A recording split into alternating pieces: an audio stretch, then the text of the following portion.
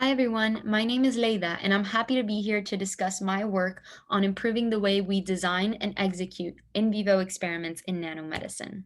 So, a big hurdle with the use of biocompatible magnetic nanoparticles for different applications includes their in vivo tracking. The device seen on the left is a magnetic particle imaging scanner that's capable of non invasively visualizing the distribution of these magnetic tracers due to a couple of reasons. So this includes a negligible signal attenuation by tissue depth because there isn't a significant tissue background signal that the MPI picks up.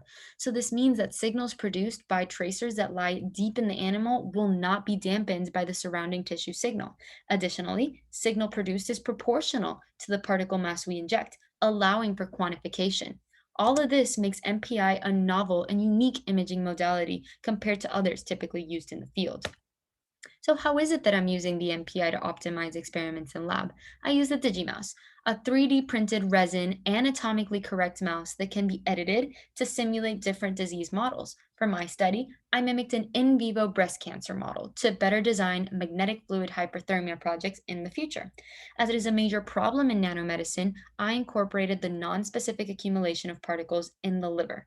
Using the particle-filled tumor and liver, I can obtain quantitative data on MPI tracer sensitivities based on their signals.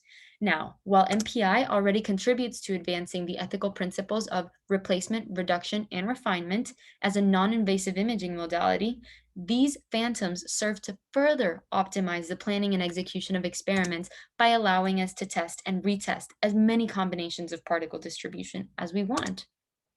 So the data analysis includes creating these registered images that allow us to see how the MPI signal is distributed on the physical Digimouse model. This is important when we consider in vivo models where even though we cannot see the particles with our eyes, the MPI produces localized signals that we can overlay on an optical or CT image.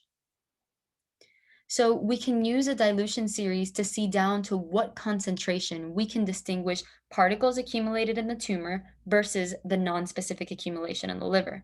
This set of 2D images on the left shows parts of the dilution series data collected, where we can see the tumor signal decreases gradually. Additionally, we can obtain 3D scans of the MPI that allows us to do a co-registration with CT scans, producing 3D spatial distribution on the particles in the Digimouse. Now, it's important to note that this is only one version of the experiments that could be conducted on the Digimice. The possibilities are endless. By using this method, we can conduct experiments with less animals, all while optimizing our own experiments. Thank you.